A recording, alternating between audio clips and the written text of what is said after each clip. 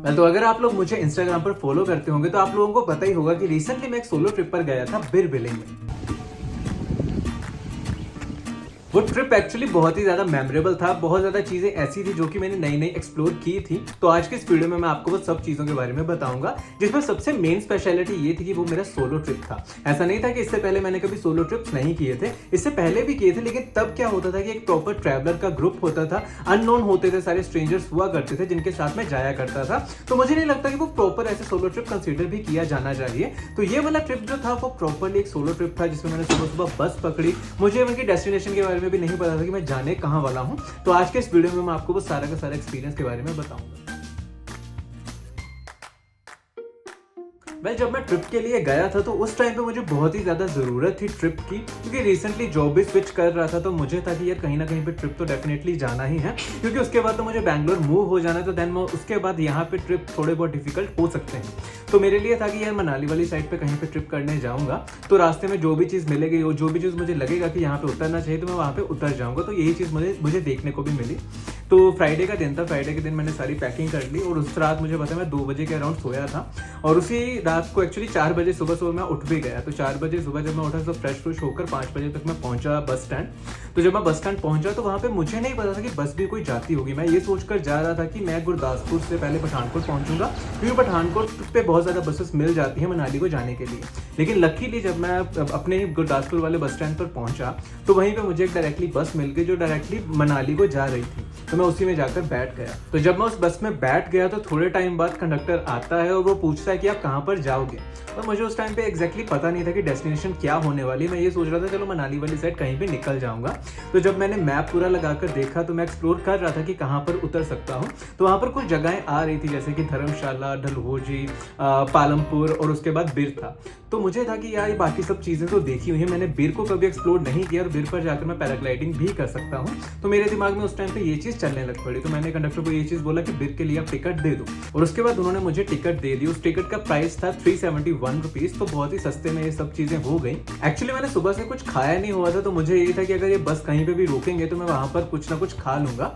तो वहाँ पर उन्होंने पठानकोट में जाकर उस बस को रोक दिया। 10-15 मिनट के लिए वो बस वहीं पे रुकी रही और मैंने उसी के जरिए कुछ स्नैक्स वगैरह वहाँ से उठा लिए और वहीं पे खाने लग पड़ा। फिर उसके बाद आई थिंक अराउंड 4 या 5 आवर के अंदर ही मैं बिर में जाकर पहुँच गया। पहुँचने से कुछ एक घंटे से पहले मैं देखने लग पड़ा कि मैं कहाँ पर स्टे कर सकता हूँ। तो मैं एक्चुअली इंस्टाग्राम पर स्क्रॉलिंग करने लग पड़ा और वहाँ पर मैंने #बिर स्टेज सर्च किया और मुझे वहाँ पर काफ़ी ज़्यादा रेस्टोरेंट के पेजेस मिल गए। उन्हीं में से एक था बेयरफुट, और बेयरफुट को जब मैंने एक्सप्लोर किया तो मुझे उनका स्टे काफ़ी अच्छा लग रहा था, देखने में बहुत ज़्यादा सुंदर लग रहा था। और मुझे पता चला कि वहाँ पर डोम्स भी और प्राइवेट रूम्स भी हैं। और उसके बाद मैंने उनको पिंग किया, उनके पेज पर जाकर पिंग किया और उन्होंने एक्चुअली मुझे अपना नंबर शेयर किया और कहा कि आप डायरेक्टली कॉल कर सकते हैं। तो उसके बाद मैंने उनसे कॉल किया और उनसे पूछा कि रेट्स वगैरह क्या होंगे। तो उन्होंने मुझे बताया कि 1800 के अराउंड प्राइवेट रूम होगा और एक डोम अगर आप चाहते हो तो डोम में आपको 600 के अराउंड आपका किराया लगेगा। अभी अगर आप आओगे तो आपको हम थोड़ा सा डिस्काउंट देकर 500 के अराउंड कर सकते हैं। तो डोम में एक्चुअली क्या होता है कि कुछ अननोन लोग आ जाते हैं, चार बेड होते हैं वहाँ पर लगाए हुए, तो आपको एक बेड दे दिया जाता है वहाँ पर। और मुझे एक्चुअली ये चीज़ लग रही थी कि अकेला ही आया हूँ तो प्राइवेट रूम लेकर मैं करूँगा भी क्या, कॉस्टली भी पड़ रहा था और मुझे नहीं लगता कि कुछ फ़ायदा भी होगा। तो उसके बाद मैंने सोचा कि ठीक है आप डोम बुक कर दीजिए। डोम में एक रूम कोई भी होगा तो वो कोई बेड होगा तो मुझे वहाँ पर प्रॉपर्ली स्टे करने के लिए मिल जाएगा। और यही चीज़ मुझे वहाँ पर देखने को मिली। तो जब मैं एक्चुअली बिर पहुँचा तो बिर में एक्चुअली कोई बस स्टैंड नहीं था वहाँ पर। तो बिर में उन्होंने मुझे पहले ही किसी रोड पर उतार दिया। वहाँ पर जब मैंने कॉल किया बेयरफुट वालों को तो उन्होंने कहा कि ठीक है हम आपको टैक्सी वहीं पे भिजवा देते हैं। तो उस टाइम पे टैक्सी के चार्जेस 150 रुपीज़ थे। तो उन्होंने डायरेक्टली एक टैक्सी भिजवाई और जो मुझे डायरेक्टली वहाँ पर लेकर चली गई। उसके बाद जब मैं बेयरफुट पहुँचा तो उन्होंने एक्चुअली मुझे कहा कि आपका स्टे यहाँ पर, उन्होंने मुझे रूम वगैरह दिखाए। रूम भी बहुत ही ज़्यादा अच्छे थे और जब आप उन रूम्स को देखोगे भी ना तो आपका भी मन बहुत ही ज़्यादा खुश हो जाएगा, क्योंकि इतने बढ़िया रूम्स उन्होंने बनाकर वहाँ पर रखे हुए थे।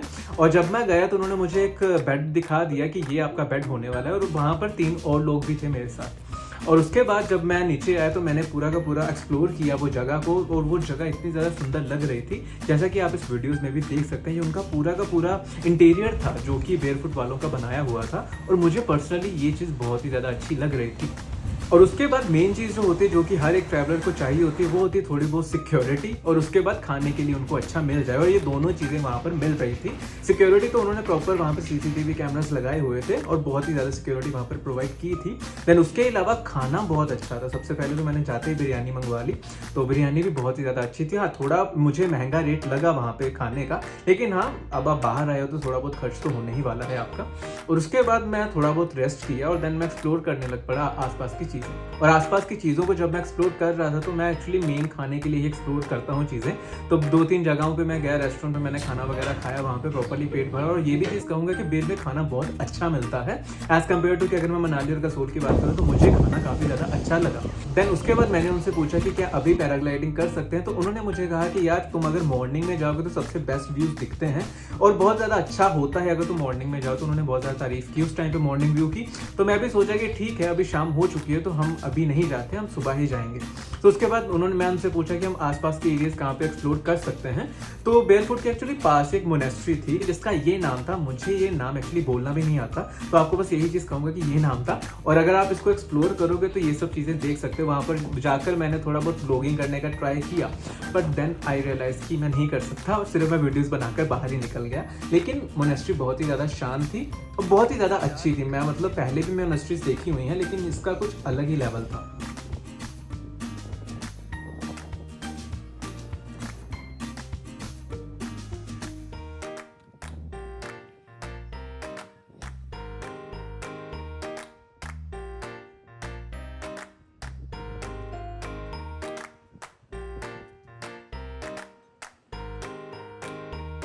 फिर उसके बाद जब मैं बाहर आया तो मैं देखा कि कुछ साउंड्स चल रही थी, कुछ ऐसे अलग ही लैंग्वेज में कोई गाने वगैरह चल रहे थे। और मैं बाद में उस साउंड को मतलब वहाँ पर जाने लग पड़ा कि यार ये कहाँ पे बज रहे हैं। तो जब मैं गया तो मैं देखा वहाँ पर कि कुछ लोग वहाँ पर डांस कर रहे हैं। तो मैंने 1-2 जन से वहाँ से पूछा कि यार ये कौन सा डांस कर रहे हो आप लोग। तो उन्होंने कहा कि ये हमारा ट्रेडिशनल डांस होता है, कल्चरल डांस होता है, सॉरी। तो मैंने उनसे पूछा कि कौन सा कल्चरल डांस। उन्होंने कहा कि टिबेटन कल्चरल डांस है ये। तो वहाँ पर वो सब लोग ऐसे डांस कर रहे थे। तो मेरा एक्चुअली ये चीज़ें एक्सप्लोर करने का बहुत मन करता है कि यार पहली बार तो है ना, मुझे कोई देखने वाला है तो मैं ये सब चीज़ें एक्सप्लोर कर सकता हूँ। देन उसके बाद मैं गया तो मैं भी उनके साथ डांस करने लग पड़ा, क्योंकि बहुत ही ज़्यादा मज़ा आ रहा था देखने में। और जब मैंने डांस करना शुरू किया तो मुझे वो एक्चुअली करने में भी बहुत ज़्यादा मज़ा आने लग पड़ा, क्योंकि बहुत ही ज़्यादा एकदम शांत सा माहौल है। ऐसा लग रहा था कि मैं अपने दोस्तों के साथ डांस कर रहा हूँ, इतना मज़ा आ रहा था। और वो प्रॉपर्ली ऐसे जब बातें भी कर रहे थे तो बहुत ज़्यादा अच्छा लग रहा था। प्रॉपर्ली वो ऐसे इंग्लिश मतलब अंडरस्टैंड शायद नहीं कर पा रहे थे कुछ लोग, लेकिन फिर भी थोड़ा थोड़ा सब कुछ चल रहा था। और उनके गाने मतलब पंजाबियों वाले गाने तो नहीं थे, हाँ वो तो मैं मानता हूँ, लेकिन बहुत ही ज़्यादा सूथिंग से सॉन्ग्स थे, मतलब चल ही रहे थे। मतलब बहुत ज़्यादा मज़ा आने लग पड़ा था वो सारे गाने सुन के। और कुछ वीडियोस मैंने वहाँ पर जाकर बनाई और वहाँ पर मैंने 1-2 बंदों को अपना फ़ोन भी दिया कि आप ये सब चीज़ें रिकॉर्ड करके मुझे भी देना। तो ऐसा मैंने ये सब कुछ वहाँ पर जाकर रिकॉर्ड किया जो आप अभी स्क्रीन पर देख रहे हैं। देन डांस वगैरह करने के बाद जब मैं वापस आया तो मैं वापस फिर से डोम में आ गया। उसके बाद मैंने वहाँ पर जाकर डिनर किया। और उसके बाद एक्चुअली मेरी खुद की आदत होती है कि मैं खुद ही लोगों के साथ इंटरेक्ट करने लग पड़ता हूँ, खुद ही उनसे बात करने लग पड़ता हूँ। 2-3 बातें करके आपको रियलाइज़ हो जाता है कि अगर कोई इंटरेस्टेड है आपसे बात करने में या नहीं। तो अगर इंटरेस्टेड लगता है तो मैं उनसे और भी बातें करने लग पड़ता हूँ, लेकिन अगर नहीं इंटरेस्टेड तो नहीं करता। तो वहाँ पर क्या हुआ कि जब मैं वहाँ पर डिनर कर रहा था तो वहाँ पर कोई ऐसे बैठा हुआ था, तो मैंने उनसे 2-4 बातें करनी शुरू की, तो वो भी आगे ऐसे ही रेसिप्रोकेट करने लग पड़े। तो इसी तरह से हमारी बातें होनी शुरू हो गई और मुझे पता चला कि वो एक ग्रुप में आए हैं, 3-4 उनके और भी दोस्त थे। तो वो भी आकर उसी टेबल पर बैठ गए। उसी तरह से हमें और भी बहुत ज़्यादा लोग ज्वाइन करने लग पड़े। तो ऐसा ही मतलब काफ़ी ज़्यादा ग्रुप बन गया वहाँ पे। तो हम सब ऐसे बातें वगैरह करने लग पड़े। तो देन आई रियलाइज़ कि वो बहुत ही दूर से आए थे। कई लोग तो ऐसे थे जो प्रॉपर्ली एक्सप्लोर कर रहे थे हर एक जगह को, 2-2 दिन हर एक जगह पर रुक रहे थे। जैसे कि धर्मशाला हो गया, बीर में रुक गए, फिर कसोल चले गए, देन मनाली चले गए। तो सब लोग ऐसा कर रहे थे वहाँ पे। और कुछ लोग बैंगलोर के आए हुए थे, पुणे के आए थे, नागपुर के आए थे, अहमदाबाद से आए थे। तो मतलब ऐसे दूर दूर से बहुत लोग आए हुए थे जो वहाँ पर सब लोग बैठ के गप्पे मार रहे थे।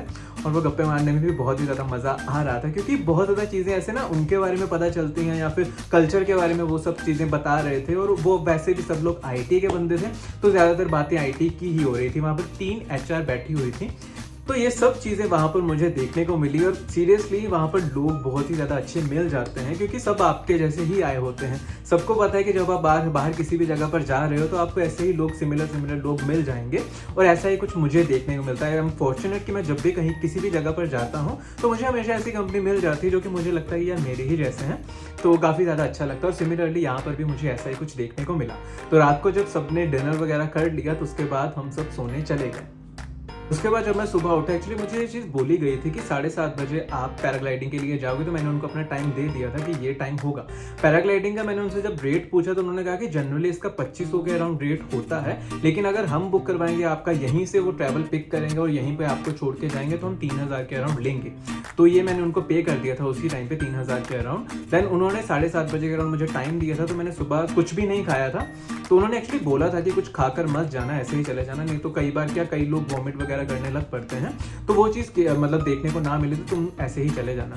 फिर भी मैंने एक बिस्किट वगैरह खा लिया था उस टाइम पे, तो मैं उनके साथ एक्चुअली 7:30 का टाइम दिया था, तो मैं 7:30 रेडी होकर नीचे आ गया। तो उसके बाद एक टैक्सी ड्राइवर आए, तो उन्होंने कहा कि ठीक है हम अब चल सकते हैं। तो जब वो मुझे लेकर जा रहे थे टैक्सी में, तो मेरे साथ एक और बंदा भी आ गया, तो वो भी पीछे बैक सीट पर बैठ गया। तो उसके बाद मैं जब वो व्यूज़ वगैरह देख रहे थे तो वो भी बहुत ज़्यादा अच्छे लग रहे थे। काफ़ी ज़्यादा टाइम लग गया एक्चुअली जाने में, लेकिन हाँ इन दी एंड जब हम उस पैराग्लाइडिंग वाली स्टेज पर पहुँच गए जहाँ पर सब लोग पैराग्लाइडिंग करते हैं, उसका जब मैंने व्यू देखा मतलब मज़ा ही आ गया। तो वहाँ पर एक्चुअली जब मैं पहुँचा तो सबसे पहले उन्होंने मेरे साइन वगैरह करवाए कि अगर कल को आपको कुछ हो जाता है तो हम उसकी रिस्पॉन्सिबिलिटी नहीं लेते।